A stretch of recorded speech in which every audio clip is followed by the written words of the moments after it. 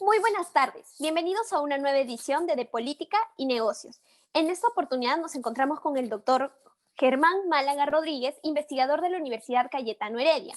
Hablaremos de un tema muy importante, pero para que podamos contextualizarnos un poco, no sé si ustedes ya saben que hasta hoy en el Perú hay más de 895,000 contagiados con COVID-19 y más de 34,000 muertes. Además que en el mundo ya hay más de 45 millones de personas que han sido contagiadas y 1,18 millones de muertos a nivel de todo el planeta. Entonces, el COVID no es un tema que debamos subestimar. Hemos visto que los alcances de esta enfermedad han sido realmente catastróficos. Tal vez no podría ser la palabra, pero sí hay que tener mucho cuidado. Y justamente hoy día tenemos al doctor Germán, con el que hablaremos acerca de la vacuna contra el COVID-19. Buenas tardes, doctor. Buenas tardes, muchas gracias por la invitación. Doctor, empecemos con lo más importante. ¿Cuáles son los avances que se han tenido en el ensayo clínico de las vacunas contra el coronavirus? Tengo entendido que ustedes están trabajando con las vacunas del laboratorio chino Sinopharm. Exacto, en este estudio estamos probando la efectividad y seguridad de dos vacunas distintas contra un placebo. Ya llevamos vacunando más de 7.500 personas. Más del 60% de personas ya han recibido 2 dosis de vacuna, de modo que, y hasta ahora no tenemos ningún evento adverso, de modo que podría decir que efectivamente estamos yendo bien en términos de seguridad. Y lo que viene ahora en esta segunda etapa, que hemos ampliado a 12.000 voluntarios, es demostrar que la vacuna es efectiva. Para eso estamos enfocados en personas de alto riesgo de contagio, llámese trabajadores de salud, policías, militares, vendedores, deliveries, toda la gente que tiene contacto con personas, porque, claro, tiene más riesgo de infectarse, por lo tanto tenemos las posibilidades de demostrar efectividad. ¿Y cómo se muestra la efectividad de una vacuna? Entonces, ahí vamos a tener 3 grupos, uno que recibe la vacuna número 1, la vacuna número 2 y el placebo, 4.000 personas en cada grupo, y vemos cuántos se infectan en cada uno de los grupos. Imaginémonos que en el placebo se infectan 400 personas, el 10%. Imaginémonos que en la vacuna número 1 se infectan 50 personas. Entonces, hacemos la diferencia, 400 sobre 50, y podemos decir, la capacidad de protección de la vacuna es 80%, y entonces se demuestra de esa forma que es efectiva.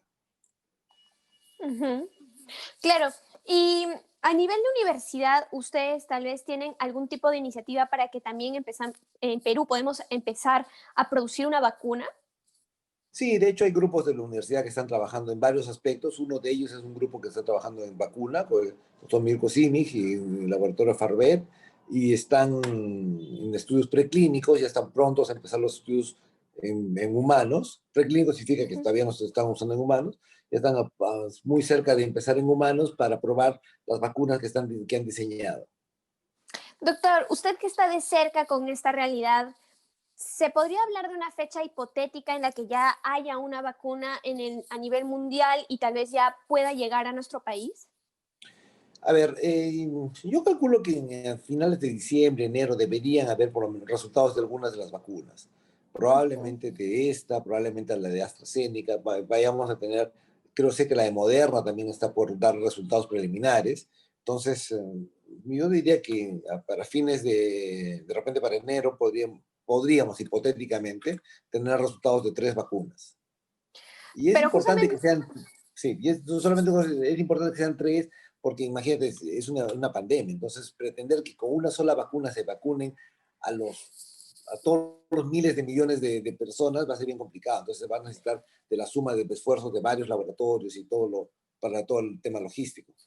claro, y justamente lo que comentábamos previamente, no estamos hablando solamente de Perú, estamos hablando de todo el mundo que está a la expectativa de que salga esta vacuna para poder empezar a contrarrestar la pandemia.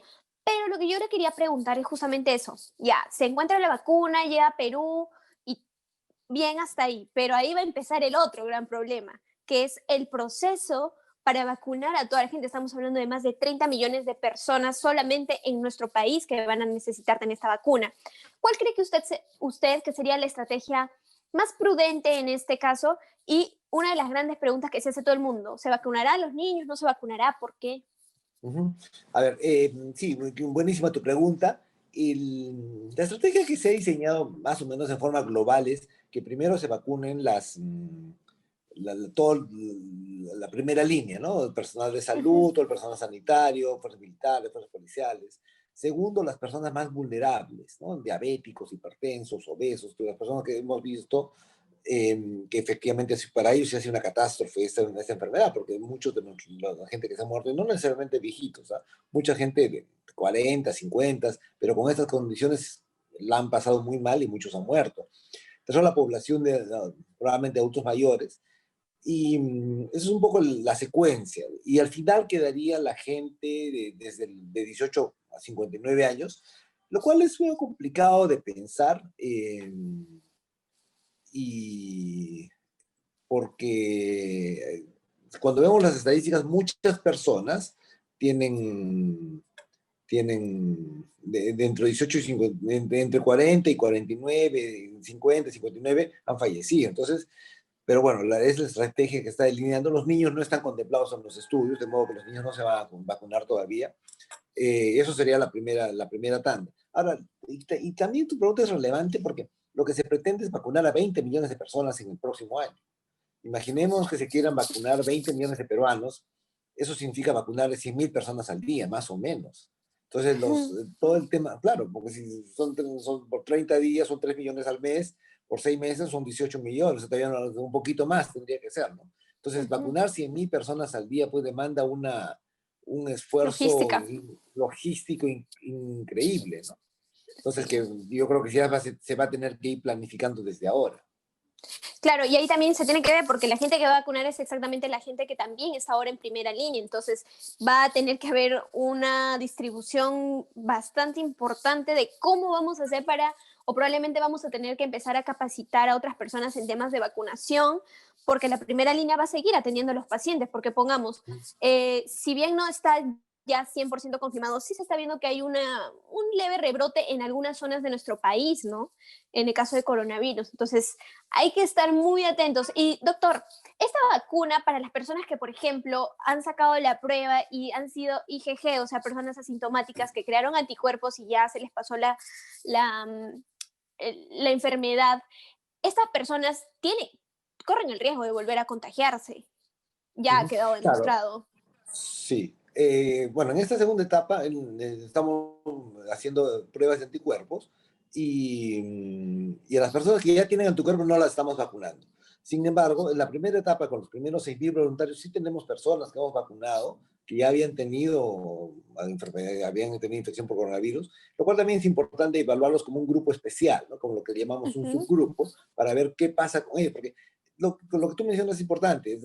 Cada vez tenemos más certezas de que la inmunidad no va a ser tan larga. Entonces, si la inmunidad no va a ser tan larga, necesitamos hacer como lo que llamamos boosters, o sea, refuerzos de la inmunidad para cada cierto tiempo, periódicamente, estar potenciando este sistema inmune y esta respuesta inmune para que proteja contra nuevos episodios de la infección.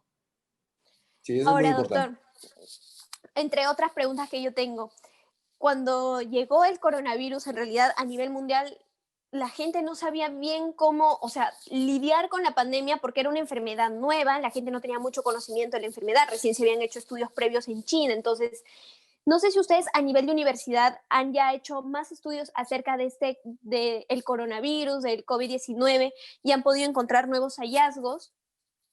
Bueno, en realidad los procesos de investigación son lentos, toman su tiempo Ujú. y ciertamente en la universidad han habido o hay grupos que están muy activos con relación al coronavirus, no solo desde el punto de vista de buscar pruebas diagnósticas, por ejemplo, el doctor Malagatrillo está en eso, la gente que está buscando vacunas, el doctor Mirko Simic, otras personas que están haciendo estudios de validación, de comportamiento, de dinámica del virus también son grupos muy activos.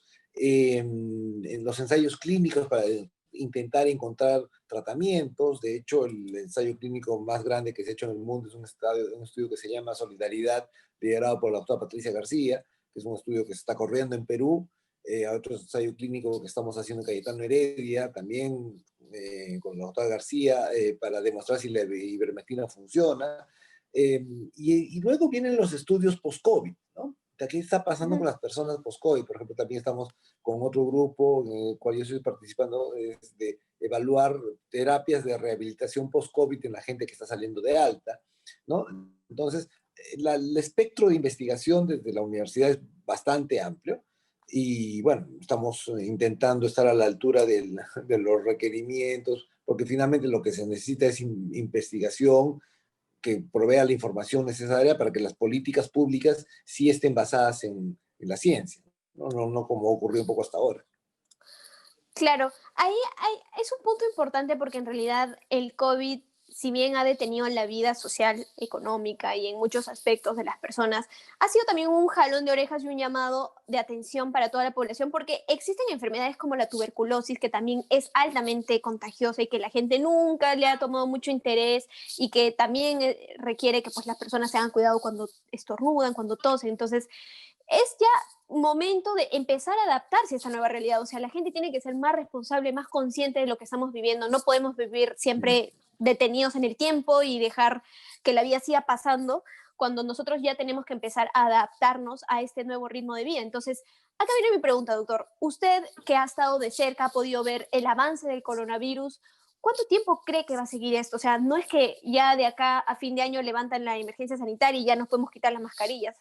Yo siento que esto Bueno, lo sí que... primero que, sí, lo primero que te diría que es un llamado de atención desde lo más profundo, ¿no? O sea, ¿qué Claro. necesitamos a nivel global o a nivel país como sistema de salud? Nuestro sistema de salud se lo encontró completamente desabastecido, completamente atrasado. Y nosotros estábamos entre los países con menos camas en UCI por 100.000 habitantes teníamos en el mundo, no estamos en el puesto 160, ¿no? A pesar de los 20 años de crecimiento sostenido de la economía. Entonces, había una serie o sea, nos ha mostrado, nos ha golpeado en la cara lo mal que estamos en temas de salud y educación. Eso primero que nada. Segundo, sí, pues efectivamente, ¿no? Un poco eh, cómo nuestros hábitos no son los mejores y perpetúan enfermedades. Seguro que efectivamente la gente va a pensarlo dos veces antes y deberían, ¿no? Porque estamos viendo en Europa cómo ha venido la segunda ola, tiene muchos más casos que antes, es un poco menos letal aparentemente, pero tiene muchísimos casos. Entonces no hay que bajar la guardia, necesitamos mantener y hacer que estas medidas que hemos implementado, protección facial, higiene de manos, distanciamiento, sean la norma, porque si bajamos la guardia nos va a pasar lo que les ha pasado a italianos, españoles, franceses, que están nuevamente sobrecargados, sobresaturados con la enfermedad, y creo que no podemos aguantar más, ¿no? Creo que la economía del país ya no resiente nuevos confinamientos, nuevas medidas de esas tan drásticas que ya hemos visto que cómo afectan a la economía y bueno, finalmente a los más pobres siempre. Entonces, tenemos que ser conscientes de que esto es una enfermedad que ha venido, que no se va a ir, que necesitamos convivir con ella, la forma de evitar eh, contagiarse son las medidas que tú muy bien has dicho, distanciamiento, aseo de manos, uso de mascarillas, y pensar además en lo frágiles que somos como sociedad y como personas. Sí, exactamente desde, justamente hay un problema ahí, lo que usted comentaba, ¿no? Que nos ha pegado en la realidad porque sí, nos dimos cuenta que nuestro sistema de salud era precario y que no estábamos preparados para una pandemia. Bueno, creo que nadie en el mundo ha estado preparado para una pandemia de esta magnitud. Pero sí, desde el mismo hecho de que nos tenemos que saber lavar las manos, pero ya es un error estructural el hecho de que, por ejemplo, hay muchos lugares en nuestro país que no tienen acceso a agua potable para poder lavarse las manos. Entonces es un problema más allá que el gobierno definitivamente, una vez que pase o baje un poco el tema de la pandemia, tendrá que ver y priorizar a nivel de nuestra sociedad. Pero doctor, para terminar, tal vez algún mensaje para la gente que lo está escuchando, para prevenir la enfermedad, ¿cuánto tiempo más vamos a estar así? Bueno, asumamos que esta es una enfermedad que viene para largo. Segundo, asumamos que es una enfermedad en la cual la inmunidad no dura mucho. Tres, tenemos que aprender a convivir con esta nueva realidad, con esa nueva normalidad, como se ha dado por llamar, en la cual tenemos que tener particular cuidado por nuestra salud, por nuestra higiene, el distanciamiento. A las personas que se creen invulnerables, sí, probablemente muchos lo van a pasar muy bien, pero sus familias y la sociedad se complica, porque de repente yo no tengo nada en mi familia, pero contagio a mi vecino, contagio a mi compañero de trabajo, y él sí tiene a la abuelita y se va a morir. O sea, debemos dejar de ser tan egoístas y pensar que y si yo me enfermo voy a ser un elemento de contagio y voy a contagiar y por ahí alguna persona va a pasarla mal, ¿no? Entonces, creo que tenemos que sacar este compañerismo y esta unión que debemos tener los peruanos, actuar en torno a eso y nada, y pensar que somos frágiles como sociedad, que somos frágiles como personas y que necesitamos hacer una reestructuración de nuestro sistema social, político, económico, que aprendamos a votar, ¿no? Porque lo que viene, porque tenemos, o sea, lo que tú decías, ¿no? O sea, ¿cómo es posible que un país que crece 20 años seguidos, en la capital la mitad de casas no tengan agua, ¿no? Eso es una cosa que ha pasado. La otra cosa que ha pasado, la mitad de casas no tienen refrigeradora. Entonces, son temas en los cuales tenemos que pensar, claro, porque siempre es cierto, ¿no? Nadie estuvo preparado para esto, pero nosotros estábamos menos preparados que el resto. Y eso, y la prueba es la mala evolución o la evolución tan desfavorable que tiene la trayectoria de nuestra pandemia, que tenemos los peores números del planeta, ¿no? El mayor número de muertes por millón, el mayor número de casos por millón. Eh, Creo que son cifras que deberían hacer que reflexionemos y nos juntemos para salir reconstruir todo y salir adelante. Así es, entonces ya saben, igual desde acá nosotros felicitamos a la Universidad Cayetano Heredia que se ha sumado, ellos también son primera línea, están ahí viendo todo el proceso de que podamos encontrar pronto una vacuna que le ponga un pare a la pandemia. Doctor, ha sido un placer tenerlo el día de hoy con nosotros y muchas gracias por su participación. Para mí también, muchas gracias por la invitación. Bueno, y con nosotros eso es todo por hoy. Muy buenas tardes, gracias.